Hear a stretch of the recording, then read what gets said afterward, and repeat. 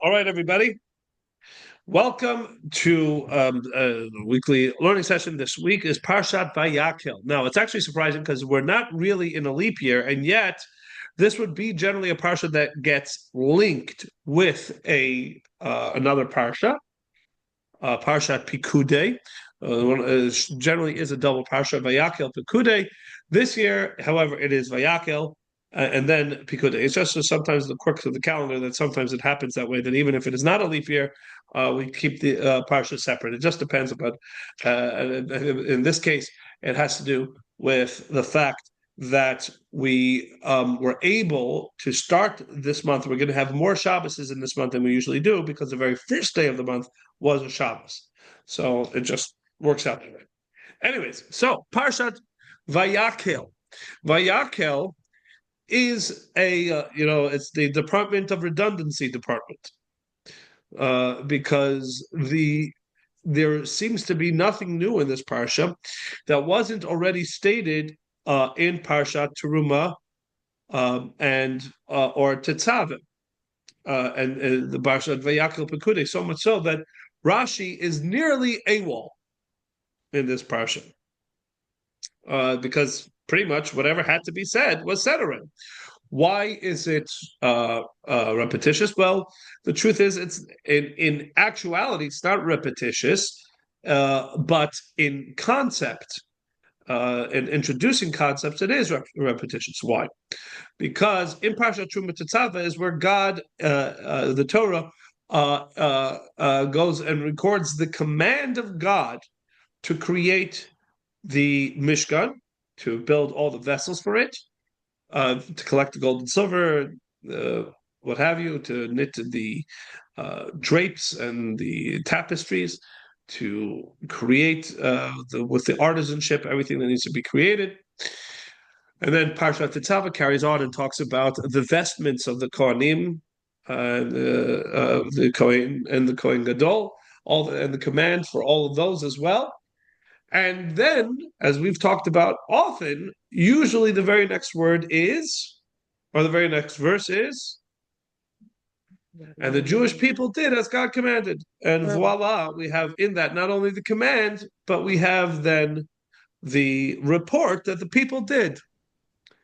But as we've talked about multiple times, in this case, Hashem does not suffice with that one line, that one pasuk, to just say, and the Jewish people did, but rather goes and uses two extra Torah portions to then actually report on the execution of each one of those detailed commands, going through pretty much everything as it was stated in Teruma Tetzaveh in the command part, to now report on the execution that the people did exactly as was commanded, and they built the ark and was so big, so many cubits by so many cubits, standing so high, with a golden box and a wooden box, and then a golden box, and on top of it was a kaporet, and on the kaporet was the lid, and on top of the lid was the keruvim, and the keruvim were facing each other with the wings almost again verbatim, nearly verbatim for what was said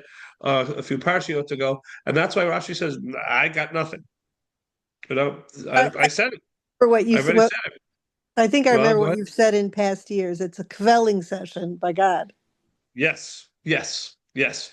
And we've talked about this. And so that I don't fall into the same redundancy trap, we will focus on something else. Because I don't want to be redundant in my discussion about the redundancy. No, no, That would no, be redundantly redundant. no. Do what you plan to But do. no. So therefore, I want to mention something else because the name of the parsha doesn't speak to the teruma, or it doesn't talk about the collection. It doesn't make reference to the collection. It doesn't make reference to the building of the Mishkan. It doesn't make reference to the vestments. Rather, the word vayakhel, which means what? And he gathered, right? And he gathered, obviously Moshe, gathering the people to give them this command. Now, again, this is one of those situations where you have to ask yourself, why all of a sudden, every time a command was issued to the people, what do you think Moshe did? He gathered them together to give them the command. So why all of a sudden, and he gathered them? Well, yeah, right. Pretty sure back then they didn't have email, so so that's how he had to get the word out, right? And not But it's only is it Shabbat. a what? But it's Shabbat. It's about Oh, one Shabbat, minute. isn't it? Okay, yeah. First, before we jump to the answer, I've got to flesh out the question. Okay. And yeah, but not only is is it just mentioned, which itself in and of itself would seem to warrant some explanation, but also it names the whole parsha. We call this Parshat Vayakhel, as if the main theme of the parsha is some great gathering, right? And if you ask anybody as to what's going on in the parsha, nobody's going to say, "Oh yeah, Vayakhel is about a gathering." No, it has really nothing to do with the gathering. It has everything to do with them going ahead and building the Mishkan as they were commanded to do. In fact, they actually weren't gathered. Rather, everybody was working on their own little project. This group of people were working on the gold. We had the goldsmiths, right? And you had the silversmiths, and you had the coppersmiths, and you had the ones working with the wood, and these ones working with the tapestries, and these ones working with the skins, and everybody doing their own thing. If they're in fact going ahead and building all this thing, then if anything, this was everybody off in their own workshop, playing their particular role. Why? Of all parshas, is this the one that we should call Vayakhel? There were times, maybe the parsha where the Jewish people gathered at the foot of the mountain, where it really was Ki Shechad V'Levachad. That should be the parsha that we call Vayakhel. Again, if the Well, name of the parsha my speaks of the theme of the parsha, this seems to be seemingly again an interesting. This is a throwaway word, seemingly that is about that it was true, really, of any command that Moshe was giving. That logistically he needed to gather the people to give it to them to give them the command. And yet, this word is not is mentioned, but not only mentioned, it becomes the name and the theme of the whole parsha. So, what do we do with this now? Paula mentioned something interesting. By the way, from here we actually learn in the beginning of this parsha. What do we learn? Which fundamental mitzvah or the details of a fundamental mitzvah get covered in this week's the beginning of this week's parsha? And Paula, you mentioned it already. You mean the mitzvah of Shabbat?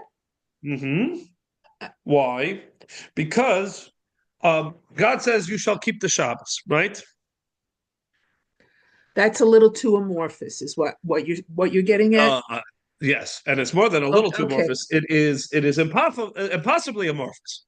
It is, what does it mean to keep Shabbos? Right? Shamor Yom Shabbat Lakacho. Keep the day of Shabbos. So what does that mean? What do I do? What do I do? What do I not do? Where in the Torah does it clarify to me what is the parameters of keeping Shabbos? It doesn't say it anywhere.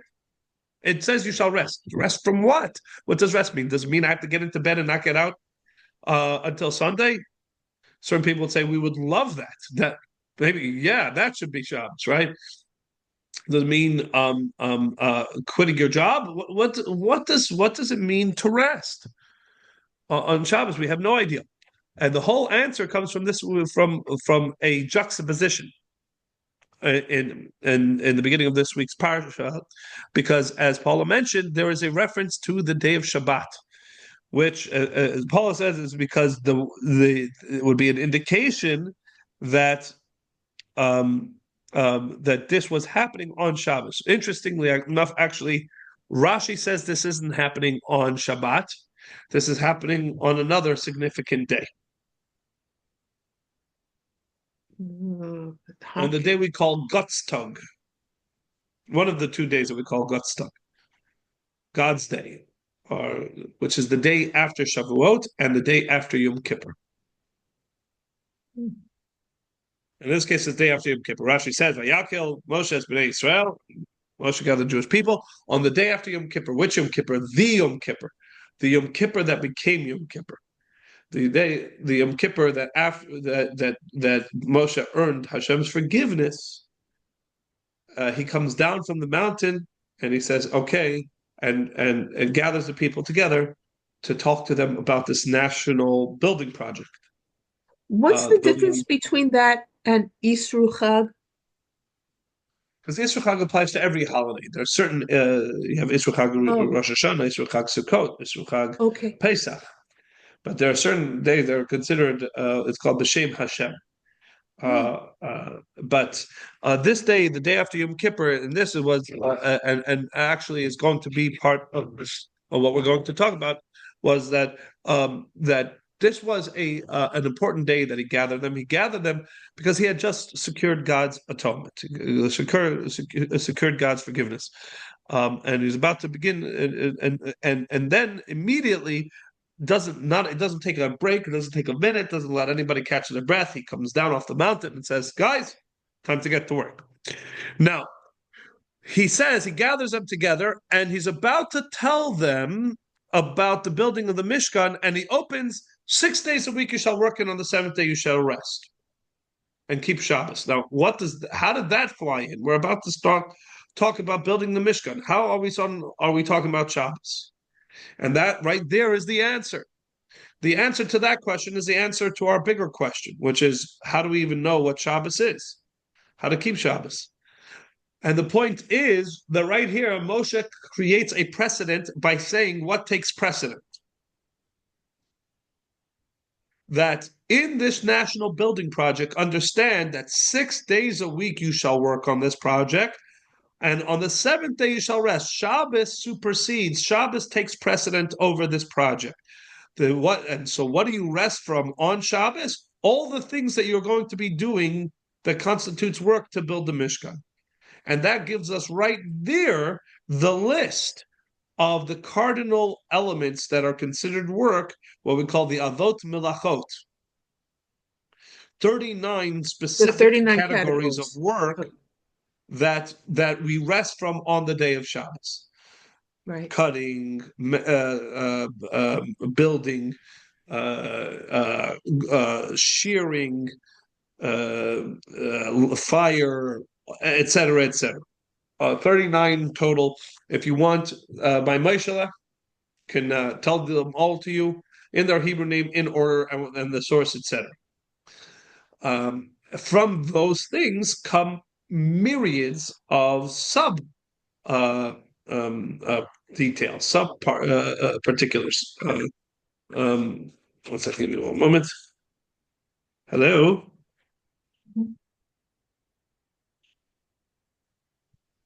Baruch Hashem, Baruch Hashem. Will you call me again right in the middle of the share? Can I ask you to, or whoever called me last time, uh, call me at 2? All right, call 2. So, um, um, like for example, do not cut. Well, there's millions of different ways to cut.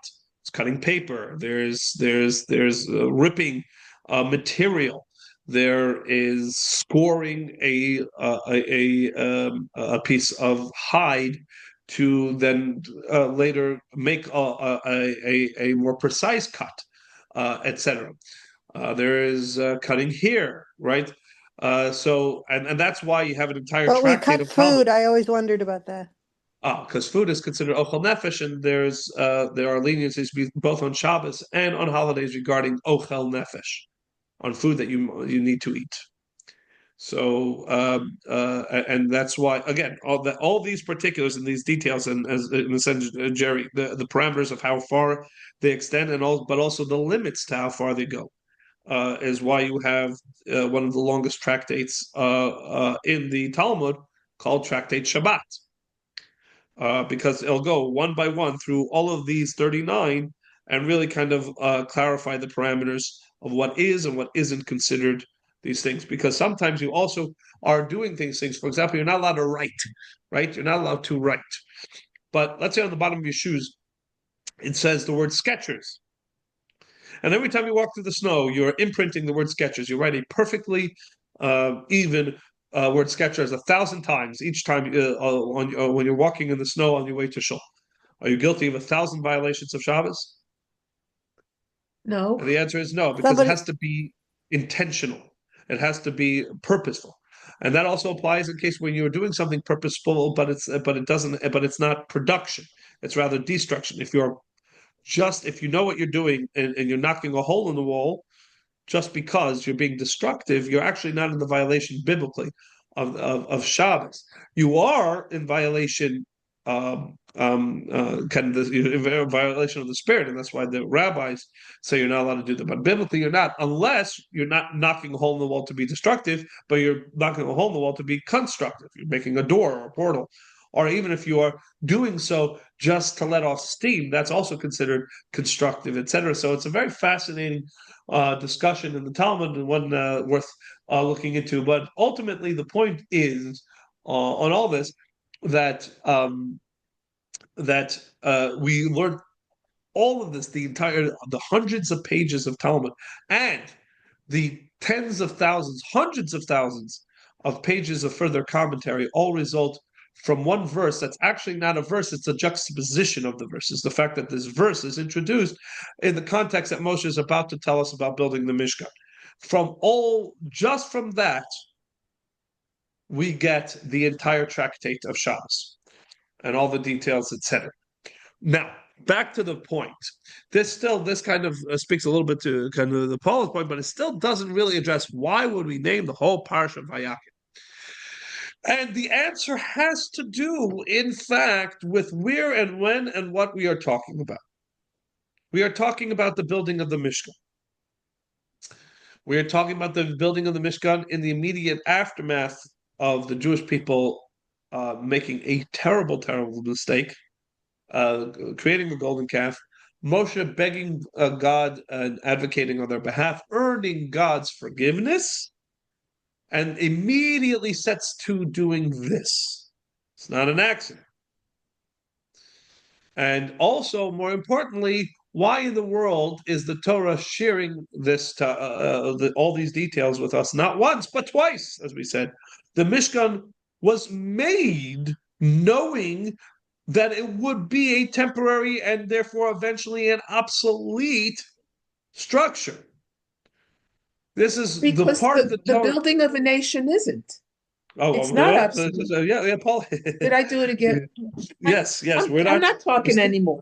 No, you no, just let's I have to give you like the green light when we finish with the question before we jump straight into the answer. Of course, all these questions are rhetorical.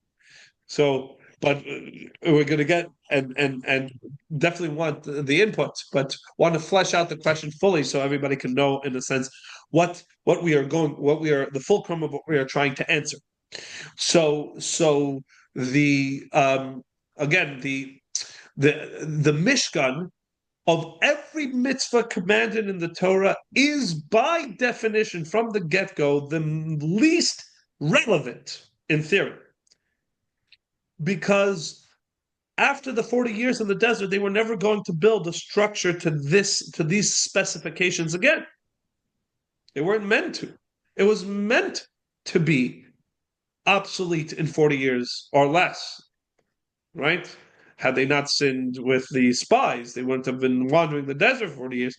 So the thing is, if you want to go into great detail about the building of the Beit HaMikdash or about the vessels that would carry through not only in the tabernacle and the Mishkan, but would also exist in the temple and the Beit HaMikdash, then fine, I get it, because then yes, there is relevance at least through the entire period of the when the temple stood, and eventually when Mashiach comes.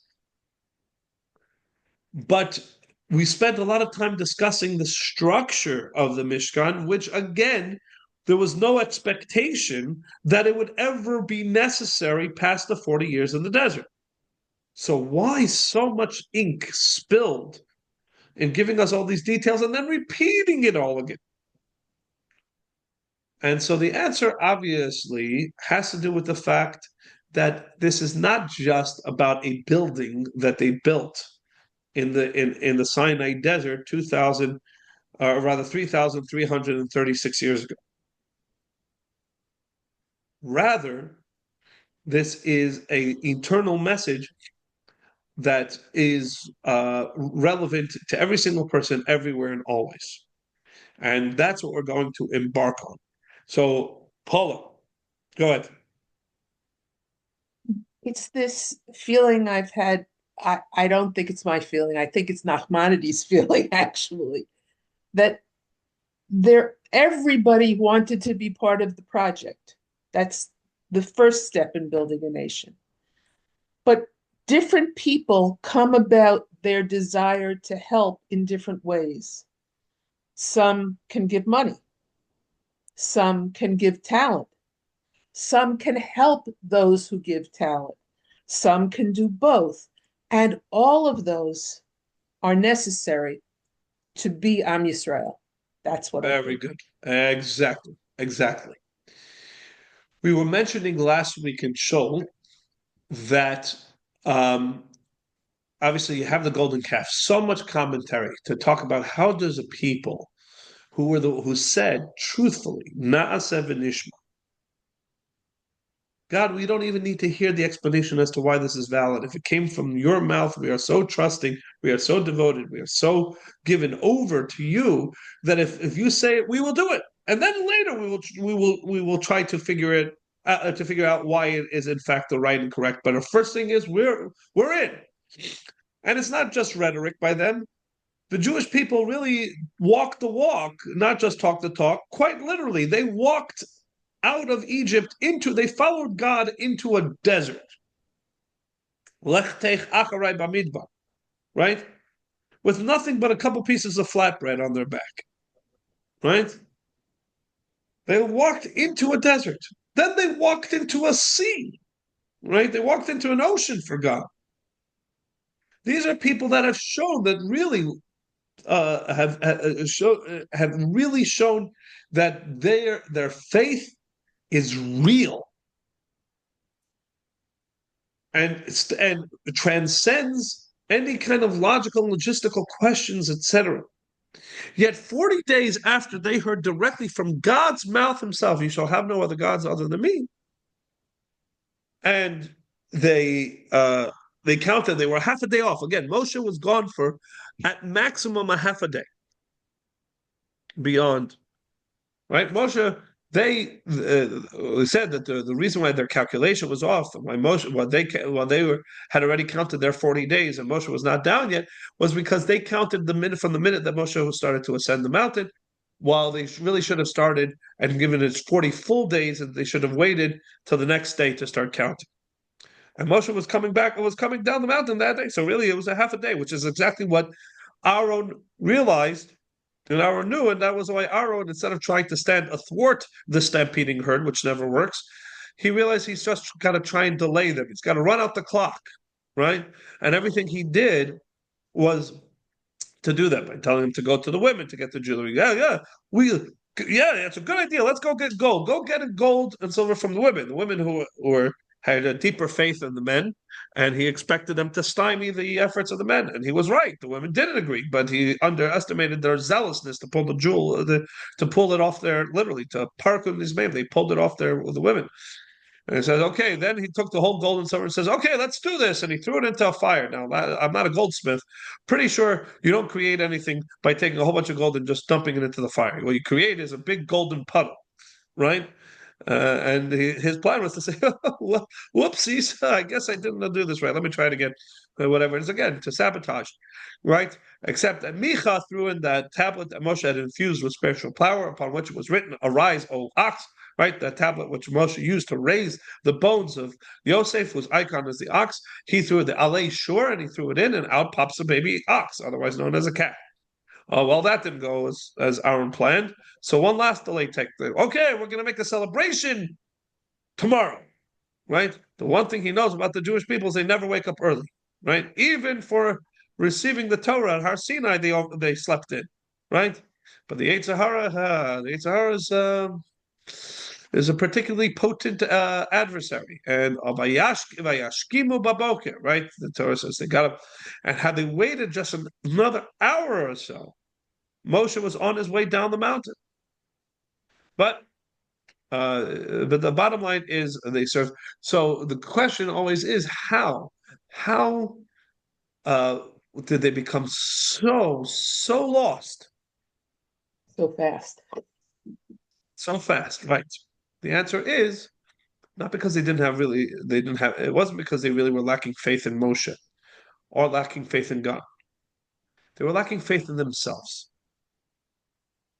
When God says, "Follow me into the desert," no problem. Right? When Moshe splits the sea and says, "Walk through," no problem. But here, Moshe seems to be gone. God seems to have abandoned them.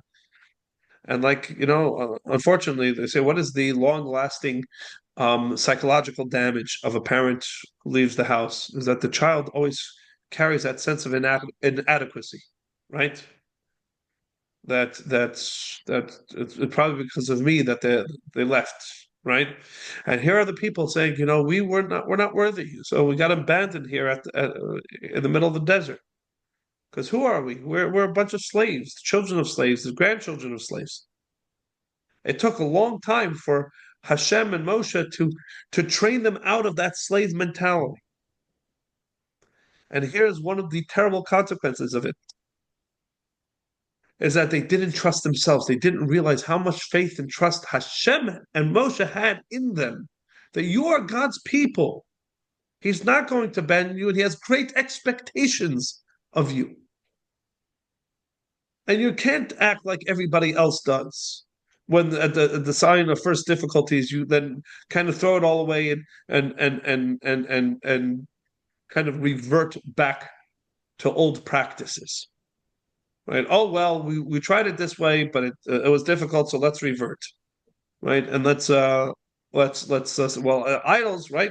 And this is why that parsha is right around Purim, because that was the people's mistake leading into the decree, right? Pharaoh Achashverosh throws a big feast. In it, there was going to be implicit insults to to God and the Jewish people by using the vessels, and yet the people were happy to go because the era of miracles is over. We don't have that relationship with God anymore. Now we have to cultivate the relationship with Achashverosh. And if he's inviting us to a state dinner, then we should be grateful that he's letting us come. And the idea is have a little bit more faith in who you are. Have the same trust in yourselves that God has in you. Rise to the moment. Be proud of who you are. Be proud of the responsibility that you have. Your great things are expected of you. And so the problem was the people here didn't trust themselves and didn't have faith in how important they were and how important and what kind of ramifications their actions have. They're like, okay, so we'll sit here in our corner. If we don't have God, we'll make some substitute. And what's the big deal? The big deal is that you are a big deal. And God says, I need you to be the paragons of the faith of God. You need to be my ambassadors. It is utterly devastating for you and the whole world if you are serving idols now. This is unacceptable. The whole world is counting on you to teach and to lead and to guide. You can't steer the ship off the you can't, or say steer the ship off a cliff, but that's a metaphor that can't really Mixed happen. metaphor. Yes, but either way, the point is that the antidote to this was that half coin of fire. Right? It says when Moshe wanted to know what is the atonement for the people, God said, right after he says, originally it was the death sentence, right? Originally, God was going to wipe them out. And Moshe secures, after much effort, 40 years of advocating and crying and beseeching God, and finally earns Salachti Kidvarech, right? So Moshe says, "Okay, God, I'm ready now. I'm braced. Tell me, okay, that if they're not going to have to suffer the devastating punishment of death, then what is one step lower? What are they going to have to do? What is going to be the great effort of atonement that the people are going to have to do?" And God turns and says, "Okay, I was going to kill them, but instead of killing them, 50 cents in the pushka." And Moshe's like, what? Yeah, yeah, yeah, half shekel. And it says, Tama Moshe. Moshe was perplexed. So Hashem had to reach under his throne and pull out a half shekel coin of fire. And then Moshe says, "Oh, now I get it. What's going on?" Moshe is trying to understand how, if again, what they did was so severe that it warranted the death penalty, and it did. How does a half shekel coin atone for that? The chaper al nafshotechem. right? The atonement for their very souls. And the answer is because, as many explained, the half shekel coin is to show the Jewish people that they are only half the coin, the other half is gone. Right? The second half of their coin is gone. And many people say because it says to nurture the faith. I actually think that it kind of flip it. If the people are, if one half of the shekel is God, that means the other half shekel is the people. God is trying to instill into the Jewish people how important they are. We are the other half of God's coin. In terms of the enterprise in this world, God is saying, you're the other half of my equation. This cannot get done without you. Where is this coin? It's under my kisei hakavod. It is supporting my kisei hakavod. The support for my entire sovereignty of this world is you. And I need you each to give your half shekel. And it has to be a half shekel of fire. Every one of you without exception. And this is Paul's point. Gather the people. Not because we're talking about the logistic gathering of them so that they can hear the advice. Gather them because every last one of them is going to be needed in this project. And that's the point that they have forgotten that allowed them to stray into building a golden calf was because, again, not that they felt that they needed a replacement for God, not that they felt they needed a replacement for Moshe, but rather because God and Moshe perhaps are disinterested in them and they have no choice but to kind of settle for a golden calf because Moshe and God are on bigger and better. No, you are the ones. You are the Mishkan, and everything that happens doesn't happen unless you do it. Who doesn't do it? You Shmerel, you Yankel, you Yentel, you Zlata, you Chaim Tadris, you Shmuel, you. They're talking to you. Every last one of you. We're not considered, we can't begin the project until we've gathered everybody. And everybody has a role to play, and everybody's expected to be here. Without everybody here, this project doesn't get done. Yes, Paula. I agree with everything you just said. I just want to put a little wrinkle that probably won't sit too well with you. Maybe another part of this is for a brief moment, Hashem kind of forgot that for generations we had been nothing more than bricklayers. That's all we knew. We didn't have any kind of training in anything. We couldn't even see other people doing the things that we would now need to do. We were bricklayers, and I think that does something to our psyche.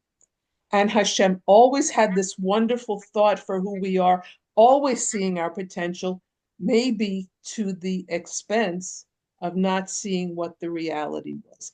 And I had this thought that this partnership, this half shekel partnership, part of, in addition to everything you just said, there's this bit of Hashem realizing, too fast, too much too fast. I was expecting too much too fast. So why am I going to have to push back on this? Because look what I just said about God. Right. Rather, so we have to reconcile what is a cogent point, but with the fact that the flaw in it is based on the idea that we are defining a fallibility by God that can't be. The answer is that of course God knows everything and God didn't make a mistake. But we are, you see, as perfect as God is, we are imperfect, which means that ultimately there's going to always be fits and starts to our growth process. Hashem knows this is going to happen. Eventually, obviously, ultimately, Hashem has to declare that unless Moshe advocates, he has to wipe the people out. Not because his plan is ever to wipe the people out, because he knows the plan is that Moshe will advocate. Just that the people have to understand that what they have done is so severe that it actually warrants it, just in kind of in a court of law without any of Moshe's advocacy, without Hashem's rachamim, right? Then that is the correct consequence. but not because that's ever the plan. So it wasn't that Hashem was like, "Oops," and made a mistake. Rather, Hashem, the people have to go through this mistake because in other words, it's turning to them. Let's have this conversation, or in this case, let's have this experience where you underestimate yourself and really kind of go through that and acutely live through your mistake of underestimating yourself and realizing Baba Mises. No, those 210 years in which you were trained psychologically to see yourselves, define yourselves as slaves and drones and only capable of this and that is entirely wrong and incorrect. And again, kind of what the world is constantly trying to do to us. And it's not only that we're not slaves, we're not even regular, kind of regular people just expected to kind of go about our lives. No, you are God's chosen people. And there's, as I said, great expectations. And you need to realize that to think otherwise is a fatal mistake, a fatal flaw, and unacceptable, not just for you, but really for the entire world. And that is why you can be galvanized and why ultimately the people responded so powerfully. This is the expression in the recently cited in the daily study of Rambam that the advantage of the Baal Teshuvah over the Tzaddik. Had they been navigated away from this potential mistake, let's say Moshe preempts them or God preempts them and doesn't allow them to make that mistake, then they remain in the state of the Tzaddik and never achieve the state of Baal Teshuvah. They never get a second set of Luchot. They never have the day of Yom Kippur. And then what happens when eventually the people will make the mistake? There isn't a mechanism in the Torah that shows them how to pick themselves up by their bootstraps and actually rise to a level more powerful, more hardy, more enthusiastic than the tzaddik. Because here, in the aftermath of this terrible failure, when they are given by Moshe this project, and that's why the parsha begins where Rashi makes a point of citing it, that this is the day after Yom Kippur, the day after Moshe comes down from the mountain, they immediately get busy on this. Then, when it comes to the fact that they have to start collecting, it's in this week's parsha, a line that has never been repeated by a rabbi ever since. When Moshe has to turn to Bezalel, right, and then bangs on the bima and says, "Ladies and gentlemen, please stop donating. Please stop. We have too much money. Stop it. Stop it. Stop writing the checks." Right? It's never been said since. Right? Because the people were so enthusiastic, everybody, to rise to this moment, to rise to this equation, to say they understood the message and they understood the lesson, and they hereby are ready to, in a sense, have their rendezvous with destiny, as it were, that the next mistake was made by the heads of each tribe who thought that the people would not rise to the occasion as strongly as they did. And they said, we'll hold back, and whatever deficit will eventually be between what is needed and what the people are actually up to giving, we will fill in that deficit. Well, the problem was they turned around, and the only ones who had not contributed were the princes themselves. And they came to Moshe, they're like, Moshe, what can we give? And Moshe's like, too late. Everything's been given. The people have been so zealous to give that you guys kind of missed the boat. And they were devastated. The only people that won't have representation in the Mishkan will be the princes themselves. So Moshe says, okay, you can each give the precious jewel that is your tribe's representation on the Choshen. And that's what it says, that they gave the Avnei Miluim, and also they chipped in together for the Avnei Shoham. So that is what the princes gave. But ultimately, the point is that the people really did rise to this moment. And every single person with their each unique skill.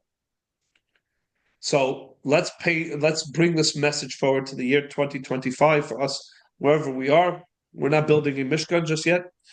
What it's saying over here is you have to donate to Chabad Bethesda. No, just kidding. What we're saying here is that every single one of us has a responsibility to build God's home in this world. And nobody is exempt from this effort. Nobody, not one. Vayakhel, Moshe gathered every last one. Every man, woman, and child. Vayakhel, Moshe, and Kol Bnei Israel. And that's the key. That is actually the most powerful message in this parsha. That every last one of us has to feel that responsibility, that onus, that gives us a purpose and a mission, that will therefore be the strongest prophylactic against serving idols or being led astray, serving the dollar, the almighty dollar, whatever it is the understanding that God is counting on me. It cannot get done without me. What's my role? Whatever your role is, whoever you are, whatever your talents are and abilities and capabilities, there's only one of you in the world. Now go figure out what is your way to contribute. Maybe you're on the part of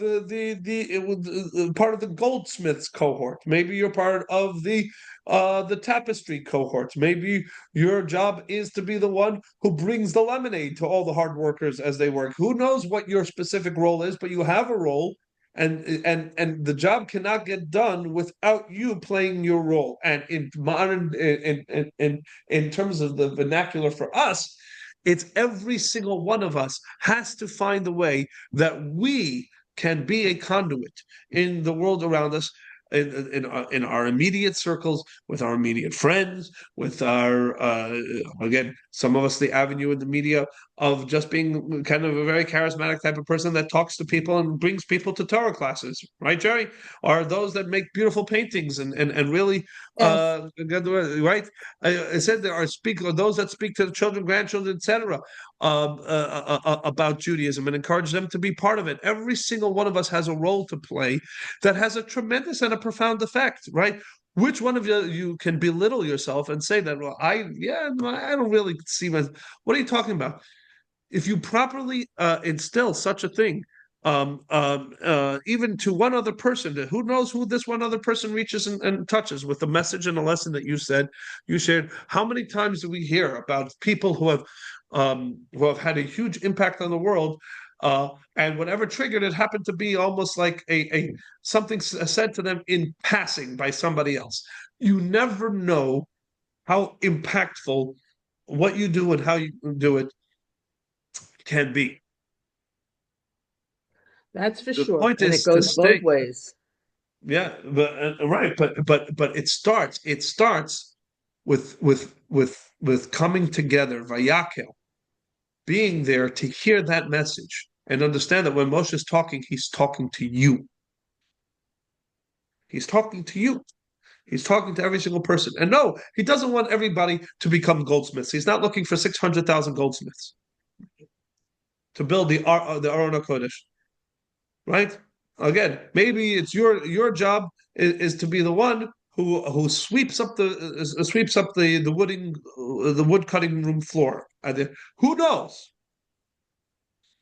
But nothing is insignificant. Everybody who plays a role, any one of the 39 melachot is part of building the Mishkan.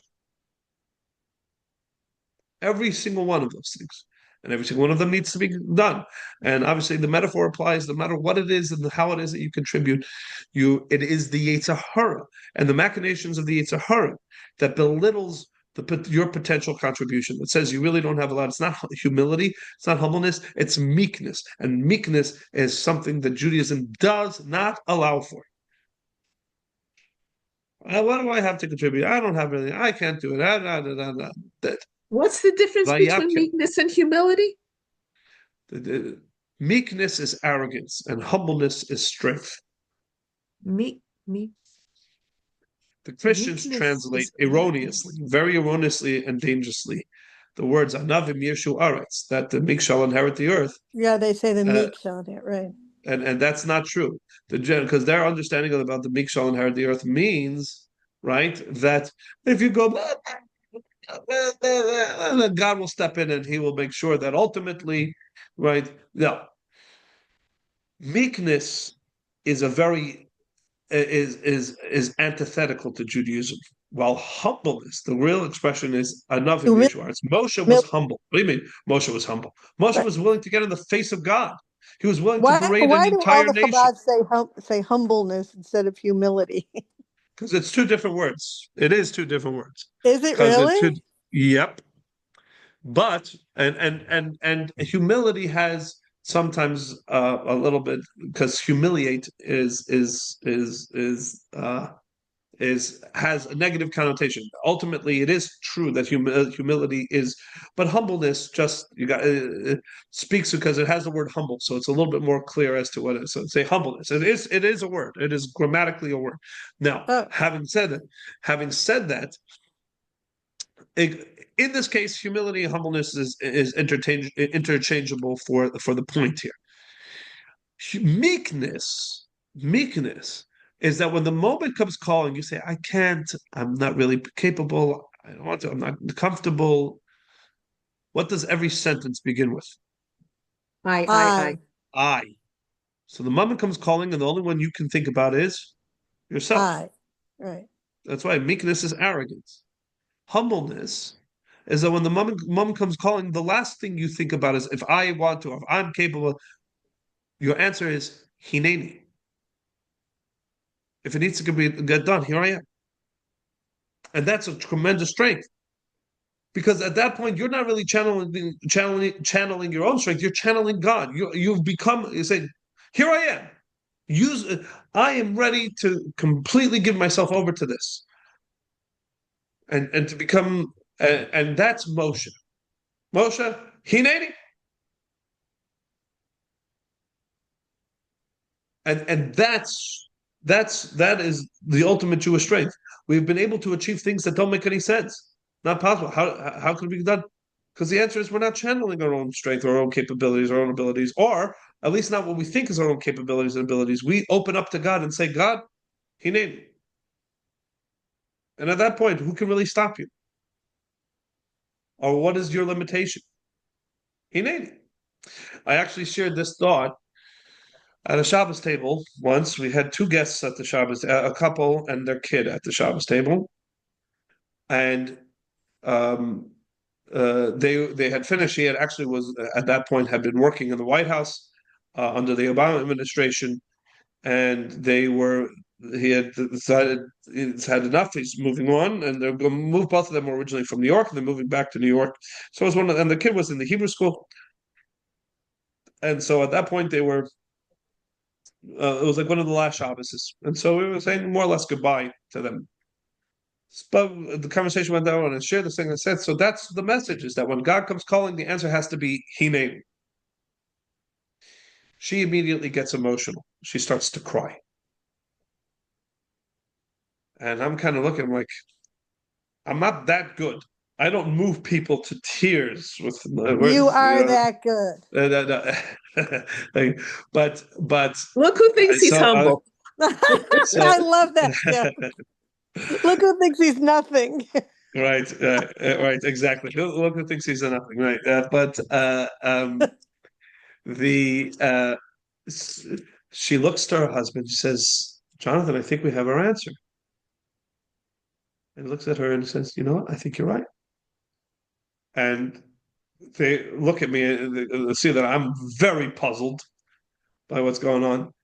And they say, "Rabbi, we can't say right now because things are kind of whatever it is, but I promise you we'll let you know if in fact, what we're thinking, if this plays out." A few months later, they're already living in New York. I get a phone call from Jonathan. He calls me up and he says, "Hi, Rabbi. Remember how we were at your Shabbos table and you talked about how humility is strength, and when the moment comes calling, your answer has to be hineni." And my wife got very emotional. No, I can't recall. Let's say all the times that I make people. It's one of the men. No, so right. I said yes, yes, I do. I remember. He says, "Well, it's going to be announced tomorrow, but I wanted to let you know in advance because the decision was made right there.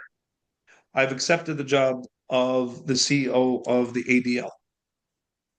Ah, Jonathan Greenblatt was a resident in Bethesda, whose kid Emmett was in our Hebrew school, and at that point he had two options. He could either join a hedge fund with a whole bunch of his buddies and make a boatload of money and be a private citizen and just enjoy life. But right before he was going to accept that position, the board of directors, Abe Foxman, was retiring, and the board of directors had come to him and asked him to consider taking the position. And his thought was, I really don't need this. I don't need public life. I don't need all that's going to come with it, and yada yada yada. It would be easier if I could just fade into the background. I did enough of the public work in the president in the administration.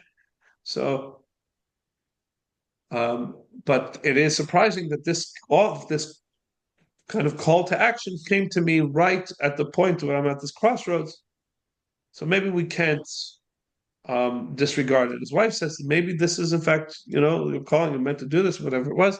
And he says, and that night we're sitting at your Shabbos table, and you tell us that when God comes calling, your answer has to be Hineni. Mm. And now you know the rest of the story, as Right. they say. That's right. And you would have never known your contribution to that story. Right. So correct. And see, You were that's just the saying point. the right thing. Ultimately, God is the master conductor. We just need to play our role. And more importantly, we need to be ready to do so. We need to, that when Vayakhel, when Moshe gathers all the Jews, we have to say, Hineni, here I am. Here I am. And each one of us in our own way. That's the theme and message of this parsha. And that way we build the home for God out of this world. All right, everybody? Yeah. Thank you, Rabbi. Thank you, Beautiful. Rabbi. Have a great Shabbos. Yeah. You as well. Happy Shabbos, good Shabbat Shabbos, Shabbat shalom. Shalom, everybody. For those that are in town, we're doing the Chalabik this Wednesday. In